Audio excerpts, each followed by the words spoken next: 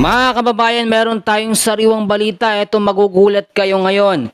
Ombudsman Jesus Crispin Remulla, inanunsyo na po ang 6 months na suspension dito po kay Sergeant at Arms Mau Aplasca dahil po yan sa nangyaring kaguluhan at nangyaring putukan nga po sa Senado. So aalamin natin lahat po ng mga detalye at ang sinabi nitong ang si Boying Remulla at yung mga revelasyon na pwede pa nating malaman sa video po na ito. Pero bago yan, huwag niyong kakalimutan na mag-like and share sa ating update. Maraming salamat. So eto, alam nyo, dahil doon sa naging interview ni Mau Aplasca doon kay Mel Chanco sa TV, yung utal-utal ho na pagsagot niya at hindi direct to the point, nasili po yun na talagang nagsisinungaling siya. Ngayon, bilang depensa po ng ombudsman, itong si Boying Remulla, ginawa niya immediately, agad-agad ng desisyon na isuspend ito ng 6 na buwan or 6 months. Kasi kung titignan ho ninyo, nagkaroon na tayo ng ginagawang turuan eh. Itong si Mau Aplasca, tinuturo na meron daw senador na nagpaalam siya. Ito nga pong si Senate President, si Cayetano. At pinayagan naman daw siya. Pero dumidepensa naman, etong si Cayetano na talagang lahat sila ibiktima. Hindi rin daw niya alam yung nangyari. Kaya naman ang nangyayari dito, nakatakas si Bato de la Rosa. Tignan nyo mabuti, kahit po si Aplasca, nagbibigay siya ng kanyang saloob, dinedepensahan niya yung sarili niya. Pero mahuhuli mo talaga sa bibig sa pagkasalita ng tao kung ito nagsasabi ng totoo o nagsisinungaling. Sinabi niya sa interview, clear na clear talaga, live na live yun eh. Talagang yun daw SOP na ginagawa nila. Pag meron silang nakitang armado, nag-warning shot sila. Pero bakit sila nag-warning shot sa loob pa ng Senado? At yun po ay sobrang delikado talaga. Pwede naman nilang sitahin lamang kahit armado yan kung hindi siya nagsimulang magpaputok o yung grupo niya, hindi rin gaganti ng warning shot ng NBI. Hinuli nga po ng NBI, ng pulis yung NBI at sinabi na hindi talaga sila ang nagsimula. Kasi syempre, nandoon na sa point na nagpuputukan na eh. Paano kung sila namang magrabyado? Itong kampo ni Aplasca naman ang makadali, di ba? Unahan lang yan. So ito, pakinggan natin yung sinabi na live nito nga pong si Jesus Crispin Boying Remulla at yung statement din nito nga pong si Mau Aplasca. So pakinggan natin mabuti. Here to announce that there was a recommendation and I signed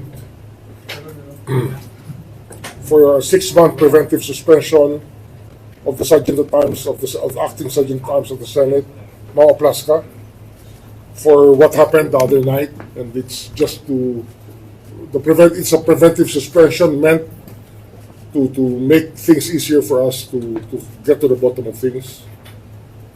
Kinakailangan kasi na mapag-aralan yung pangyayari na naganap sa Senado nung 13 ng Mayo, nung gabi, at madaling araw kahapon lang yun, madaling araw kahapon, kung saan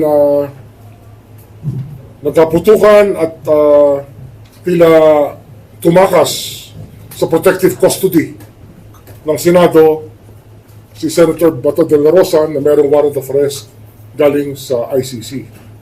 At yun ang mahalagang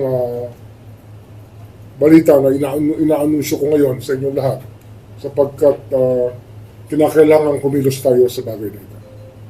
OMB, kano po katagal? 6-month microphone. Good afternoon po, Isa Umali po from DCWB. Ano po katagal yung preventive suspension? 6 months. And nakausap niyo na rin po ba si Senator Sergeant at Arms Aplasca? Hindi ko pa kinakausap.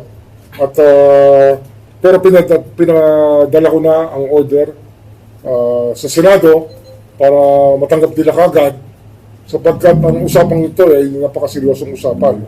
Sa isang opisina na itinatag ng ating saligang batas, ang mga pangyayaring ito ay hindi katanggap-tanggap, lalo-lalo na na siya ay gumaganap bilang Sergeant at Arms at siya pa nagpaputok, unang putok ng baril. It's worrisome if we allow this to go unpunished and just ignore it. We cannot ignore something of this magnitude. Under custody. Pero nakita ko si Senator Cotton, yung sinasabi niya, it's an expression of his frustration. Okay. Kasi nag-alala na nga siya, ano ba itong nangyayari dito? Pinapasok kami dito. Kaya gusto sa Senado ito. Doon niya po, Can you imagine, Senado, nulusugin kami ng Armado o NBI? Hindi naman. Si Senator Bato po, magbiro, di ba, kilala natin lahat, but the way I sense it, parang merong serious na pagsasabi at merong Na- kasamang pag-alala sa kanyang seguridad. General, paano pagkakasabi niya? Paano yung pagkakadeliver niya nung inalok? Hindi ko alam ano yung exact word, pero sabi niya, gusto mo, Chief, doon na lang ako magpa-custody sa PNP. Si Sir Tating talaga mismo mausap niya, sir. General Sabi, Tating. nag-meeting kami nila Secretary Remulla, Ano pong si sinabi? General Aberin, may mga maraming generals. Hindi nagkatawanan sa... Ano po sagot? Nagkatawanan lang nung ang sagot ni GPNP sa custodial facility. Kasi kulungan po yun. Kasi kulungan po yun. So in a way, is that a rejection? Or hindi malinaw sa inyo, sir, kung nireject ba yung ganun? Hindi ko alam kung ano ang dating kay Senator Bato, pero kami naman nagtawanan kami. Natawa din ng konti si General, si Senator Bato. Pero bago maghiwalay, sabi po niya na kay GPNP na narinig ko na parang pag-aralan din ng GPNP yung kanyang offer. So, sir, Sa White House ba gusto ni General Bato o ayaw niya sa custodial? Actually, nasabi niya na baka pwede mo akong bigyan ng isang kwarto dyan sa White House. Sabi nga. Pero wala pong commitment na nabigay si Chief PNP. Mhm. Pero ang naalala ko sinabi ni Chief PNP, sige po, sir, pag-aralan namin kasi pwede naman yan. Ipahiram namin sa inyo yung isang floor ng mga condos namin, maraming condo. Mm. So, sir, kung